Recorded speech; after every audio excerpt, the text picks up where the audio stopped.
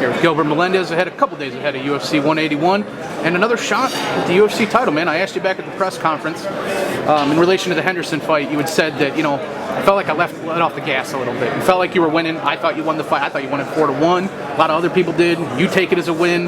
My question is, though, with that in mind, the letting off the gas, all that, how is it going to be different this time? Yeah, I had my game plan, and I fought a tactical fight, that fight, and I'm still going to be tactical in this fight, but I feel like I'm going to have to roll the dice a little bit more and take some risk, and with that Benson fight, I didn't want to take some risks because I knew, one little mistake and that can cost me the round. So I'm willing to take these risks that may cost me the round, but to gamble a little bit more to win the whole fight and go big. So it's a different type of fighter. So there's a different type of game plan and a different type of mindset that goes with it. And it's going to be a go get it more type of game plan. Well, I think that's part of what Anthony's banking on, though. Is he watches the Diego fight and he watches the hooks and the go, and you're a violent fighter. You always have been.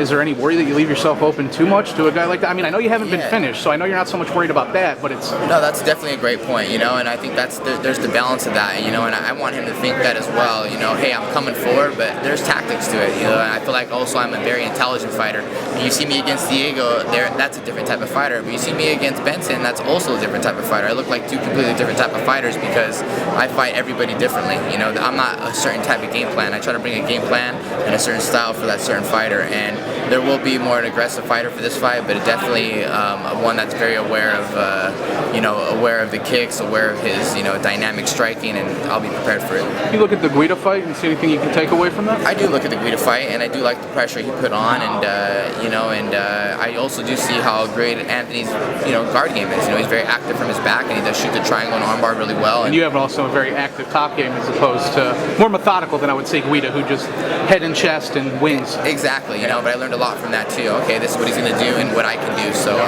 yeah, I did pick up a lot from that Guida fight, and and I'm not banking on just got to take this guy down and it's going to win that easy. But I'm also a different fighter. You know what I mean?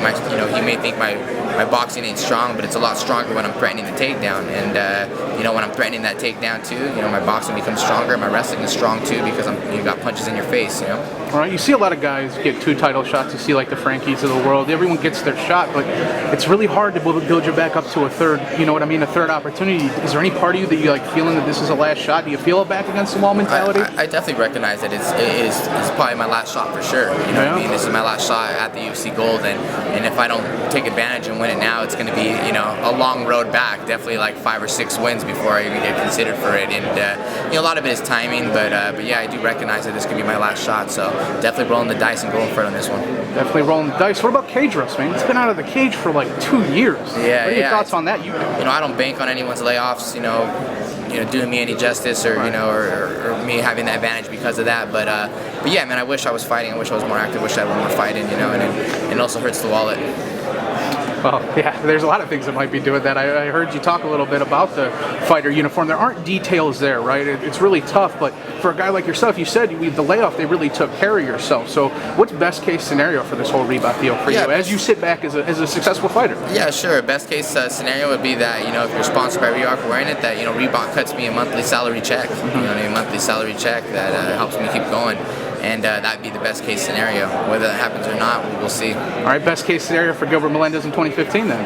2015, I defend my title. I defend it twice. I go to Mexico City, defend it over there in front of my peeps, and then defend it another time, and then assess it all. Making up for lost time then, almost. All right, last question. The tough filming. You got to spend a little. I know your paths didn't cross as much as maybe people think because of the schedules on the house, but you were around Anthony. You guys were very cordial. I know you tried to start a little bit of beef there in the middle of the filming, but you seem cordial, but you seem also very different. You're a family man. You do your thing.